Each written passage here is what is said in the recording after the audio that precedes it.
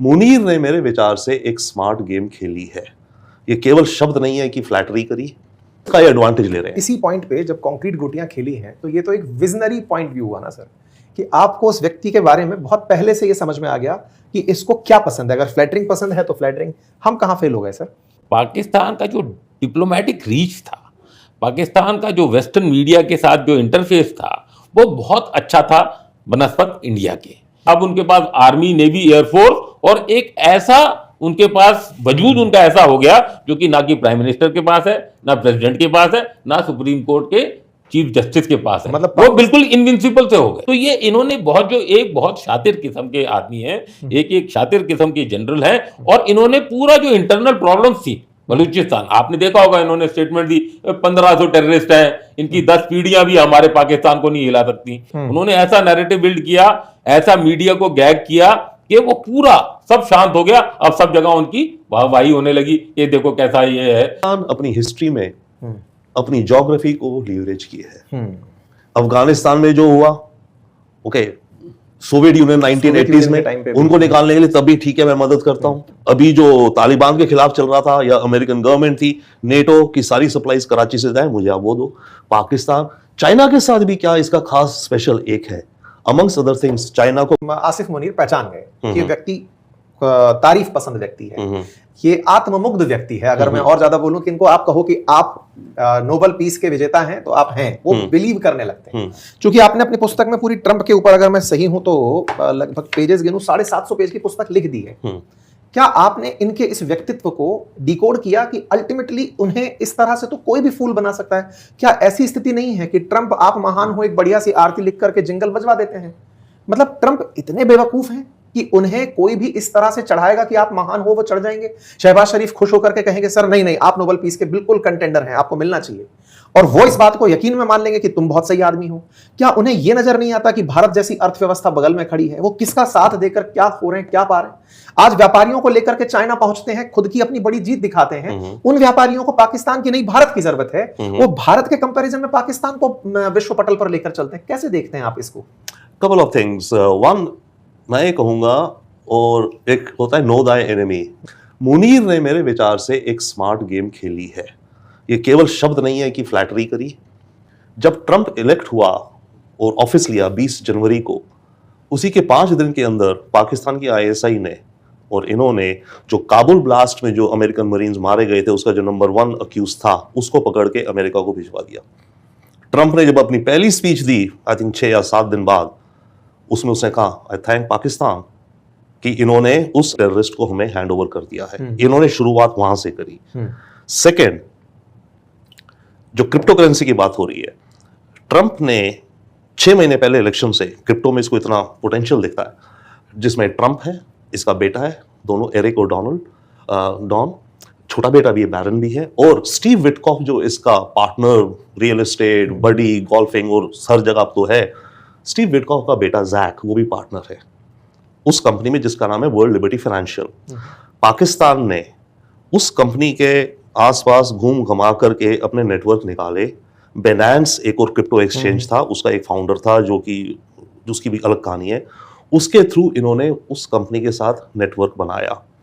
And almost जब पहलगाम हुआ या उससे पहले की बात है, अबू धाबी में एक बड़ी क्रिप्टो करेंसी कॉन्फ्रेंस होनी थी जिसमें एरिक ट्रंप डायरेक्ट आया Abu Dhabi, but Steve Witkoff Pakistan गया। पाकिस्तान ने एक एजेंसी बनाई, पाकिस्तान क्रिप्टो काउंसिल, और उसे इनवाइट किया गया कि आप हमें क्रिप्टो में एडवाइस कीजिए, how to create a crypto infrastructure in Pakistan. Steve Witkoff आया वहां पर। वो पहली बार हुआ कि उसको मुनीर से मीटिंग करवाई गई, शहबाज शरीफ से कराई गई, पूरा रेड कारपेट लेकर दिया गया। उसमें हुआ कि पाकिस्तान क्रिप्टो को, डिजिटल एसेट्स को अपनी अप्रूव करेगी रेगुलेटरी मैकेनिज्म से। उसमें उनको ज्यादा कुछ कमाई नहीं हुई, एक कंसल्टिंग सा कॉन्ट्रैक्ट हुआ, प्री पेमेंट करीब $20 मिलियन का, और वो एक एंट्री बन गई। ये बात है, पहली खेप चली गई है ना। देन नेक्स्ट जो इन्होंने स्टेप किया, जब ये जून में गए जो व्हाइट हाउस में, तो वो एंट्री मिल गई through the Witkoff family.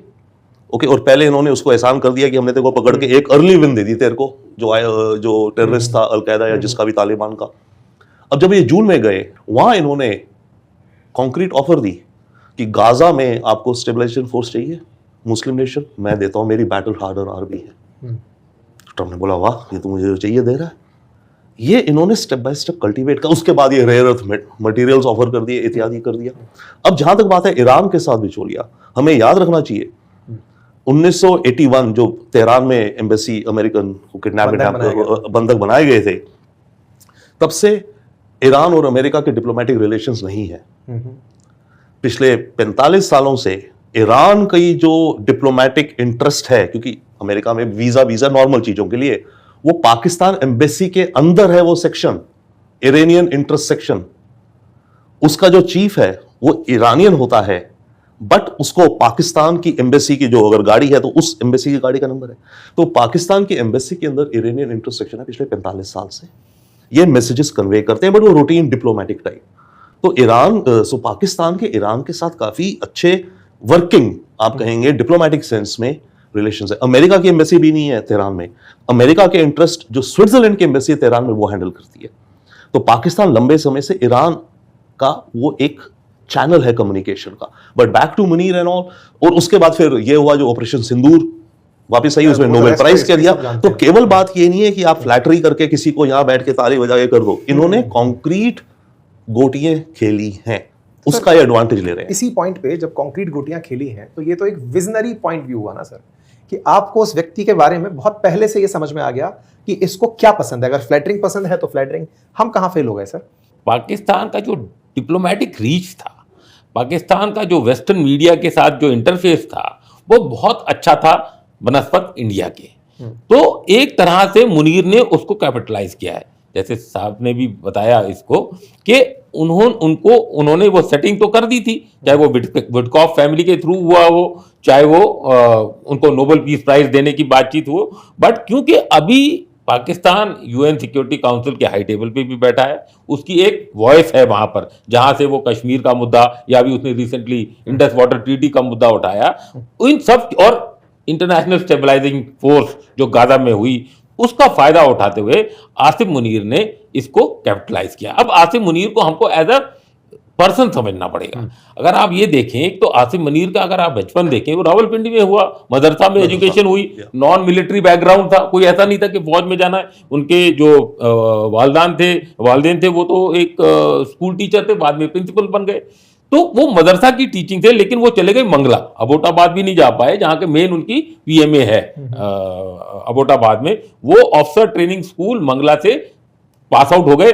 1968 born है, लेकिन 18 साल में कमीशन ऑफिसर बन गए। अच्छा। तो 1986 में वो कमीशन हो गए थे फ्रंटियर फोर्स में, जो कि एक जानी मानी रेजिमेंट है, 23 फ्रंटियर फोर्स में वो रहे। और उनकी जो ग्रोथ हुई वो इसलिए शुरू हुई क्योंकि वो बहुत ही इंडस्ट्रियस और बहुत ही हार्ड वर्किंग शुरू से थे। सोर्ड ऑफ ऑनर, मतलब नंबर 1 मेरिट में वो पास आउट हुए जब 18 साल के वो अफसर बन के आए, तो वो नंबर 1 थे, सोर्ड ऑफ ऑनर उनको मिला। और फिर कुछ ऐसी डेस्टिनी बनती रही कि उन्होंने जब सऊदी अरेबिया में थे तो वहां हाफिज का वो ले लिया, कुरान पूरी जो मेमोराइज कर लेता है तो उसको हाफिज कुरान बोलते हैं। तो उन्होंने वो उसका पूरा फायदा उठाया, as a brigadier he was in there. Then उन्होंने जो वर्ल्ड पॉलिटिक या रियल पॉलिटिक की जो तालीम हासिल की, वो खुद हासिल की। एक कोर्स, लंबा कोर्स उन्होंने मलेशिया में किया, एक लंबा कोर्स उन्होंने जापान में किया। तो उनका जो विजन था वो बढ़ा काफी। फिर जो डेस्टिनी ऐसा भाग लेगी, जब वो फोर्स कमांडर थे नदर्न एरियाज के, जिसमें गिलगिट बाल्टिस्तान और पीओके भी आता है, तो वो डायरेक्टली बाजवा साहब के अंडर थे, जब बाजवा साहब खुद 10 कोर कमांडर थे, जिसका हेडक्वार्टर रावलपिंडी में। तो उनकी जो वहां से वो थोड़ी सी एसेंडेंसी शुरू हुई। फिर डीए रहे जब सऊदी अरेबिया में, वहां उनका और जो व्यक्तित्व है और बढ़ा। उसके बाद आप ये देखें कि एक ये अलोन चीफ हैं जिन्होंने डीजीएमआई भी रहे, मिलिट्री इंटेलिजेंस, और डीजीआईएसआई भी रहे। तो ये दोनों डीजी का काम किया। इन्होंने क्वार्टर मास्टर जनरल भी कमांड किया। इन्होंने पंजाब में गुजरांवाला में एक कोर कमांड की और सीनियर मोस्ट थे। तो इन्होंने अपने कार्ड्स पत्ते ठीक खेले पाकिस्तान में कि उनको रिटायर होने से एक दिन पहले नवाज शरीफ ने उठा के, और उनकी जो रिटायर होने वाले थे उनकी तो एप्लीकेशन जाती है इनकी कि रिटायरमेंट की एप्लीकेशन, उसको रद्द करके उनको 29 नवंबर को चीफ बना दिया गया। सीनियर मोस्ट थे। तो उसकी वजह से जो फैज, हमीद और जो 2-3 और थे वो हट गए। लेकिन जब इनकी एसेंडेंसी वहां तक पहुंच गई, सीनियर मोस्ट बन गए बाजवा साहब के बाद, फिर एक के बाद एक ऐसी चीजें होती रही, जिससे कि कहां तो वो चीफ थे, उसके बाद ऑफ सिंदूर के बाद फील्ड मार्शल उनको बना दिया गया, फिर कॉन्स्टिट्यूशन को अमेंडमेंट कर दी गई और उनको सीडीएस बना दिया गया। तो अब उनके पास आर्मी, नेवी, एयरफोर्स और एक ऐसा उनके पास वजूद उनका ऐसा हो गया जो कि ना कि प्राइम मिनिस्टर के पास है, ना प्रेसिडेंट के पास है, ना सुप्रीम कोर्ट के चीफ जस्टिस के पास है, मतलब वो बिल्कुल इनविंसिबल से हो गए। तो ये इन्होंने बहुत, जो एक बहुत शातिर किस्म के आदमी हैं, एक शातिर किस्म के जनरल हैं, और इन्होंने पूरा जो इंटरनल प्रॉब्लम्स थी बलूचिस्तान, आपने देखा होगा इन्होंने स्टेटमेंट दी 1500 टेररिस्ट हैं, इनकी 10 पीढ़ियां भी हमारे पाकिस्तान को नहीं हिला सकती। उन्होंने ऐसा नैरेटिव बिल्ड किया, ऐसा मीडिया को गैग किया कि वो पूरा सब शांत हो गया। अब सब जगह उनकी वाहवाही होने लगी कि देखो कैसा ये है। तो एक पाकिस्तान अभी भी वो ट्रस्टी मतलब वो पार्टनर रहेगा अमेरिका के लिए जो ईरान के साथ मीडिएशन करा पाएगा, या फिर चाइना को टेबल पर लाया जाएगा? क्या लगता है आपके अंदर? See, पाकिस्तान रहेगा। ओके। एंड ये खबरें जो आ रही हैं कि भाई पाकिस्तान में ईरान की एयरफोर्स के कुछ प्लेन्स खड़े हुए थे तो ये पाकिस्तान दगा दे रहा है, कैसे हो रहा है। इससे पहले कुछ और खबरें थी करीब हफ्ता 10 दिन पहले कि करीब 3000 टन कार्गो कराची पोर्ट पर था, जिससे वो ट्रक्स को ले जाकर के ईरान में दिया गया। तो यहाँ तो इकोनॉमिक एम्बार्गो लगा रखा है अमेरिका ने, और पाकिस्तान तो सामान भेज रहा है। पर बातें देखिए, ये गेम्स हैं। पाकिस्तान को ईरान के साथ अपनी गुडविल और भी बढ़ानी है, उसको कुछ और दिखाना है। तो जो ट्रक के जो कार्गो गए, अमेरिकन को क्या पता नहीं होगा? बिल्कुल पता था। पर वो इसलिए करा जा रहा है कि ताकि ईरान से फिर कुछ और खींचा जाए। ये भी जो प्लेन्स खड़े हैं यहां पर, अगर अमेरिका को पता नहीं होगा, अमेरिकन इंटेलिजेंस को, और उनकी एग्रीमेंट के बिना नहीं हुआ होगा? बिल्कुल हुआ होगा उनकी एग्रीमेंट। ये खेल है ताकि ईरान को दिखाया जाए, पाकिस्तान दिखाए देखो मैं तुम्हारी भी कुछ मदद करता हूं। तो भाई जब इतनी नेगोशिएशंस जो चल रही हैं, इतनी कॉम्प्लिकेटेड जो चीजें चल रही हैं, उनमें इस तरह के खेल तो होते ही हैं पीछे। तो I don't think Pakistan, in fact Trump ने भी कहा था 2 दिन पहले, आई थिंक इसी रिपोर्ट की जिक्र पे या कुछ और बात थी कि पाकिस्तान को आप क्या फिर भी अभी कंसिडर करते हैं? हाँ बिल्कुल। चाइना का जो रोल है विद रिस्पेक्ट टू ईरान वो अलग होगा। चाइना बहुत संभल के खेलेगा। चाइना ईरान को ज्यादा डायरेक्टली प्रेशर नहीं भी करेगा, क्योंकि चाइना के इंटरेस्ट में नहीं है कि ईरान पूरा दब जाए। चाइना को दिख रहा है कि अगर ईरान अमेरिकन स्फीयर में आ गया तो जो ऑयल वेनेजुएला से आता था चाइना को, वो सारा बंद हो गया या अमेरिकन कंट्रोल में आ गया। या ईरान का ऑयल भी अगर अमेरिका के कंट्रोल में आ गया तो कल को चाइना तो ऑयल सिक्योरिटी इनकी फंस जाएगी ना।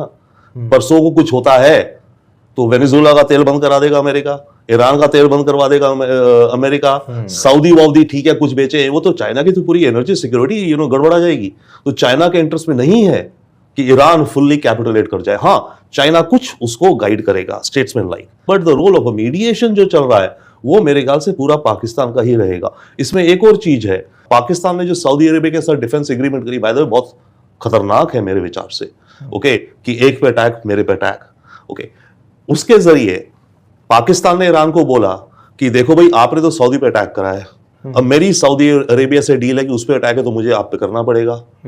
तो मैं करना नहीं चाहता, हम और आपके तो बड़े अच्छे रिश्ते हैं, तो प्लीज आप सीज फायर के लिए मान जाओ, प्लीज आप हॉर्मुज खोलने को कर जाओ।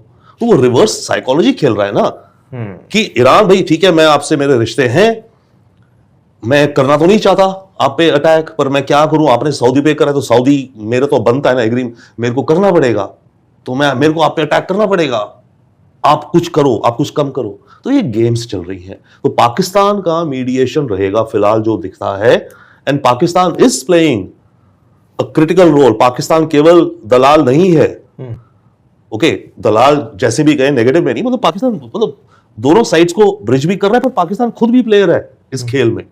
तो केवल दलाल नहीं है, केवल दलाल नहीं, हाँ एग्जैक्टली, केवल दलाल नहीं है, खुद itself is a player Pakistan, and Pakistan has some pieces. ये उसका एक्चुअली स्ट्रेटेजिकल लोकेशन ऐसा है, एग्जैक्टली, क्योंकि वो बिल्कुल अफगानिस्तान के किनारे, एग्जैक्टली यही पॉइंट है। आई थिंक सर पाकिस्तान अपनी हिस्ट्री में अपनी ज्योग्राफी को लीवरेज किया है।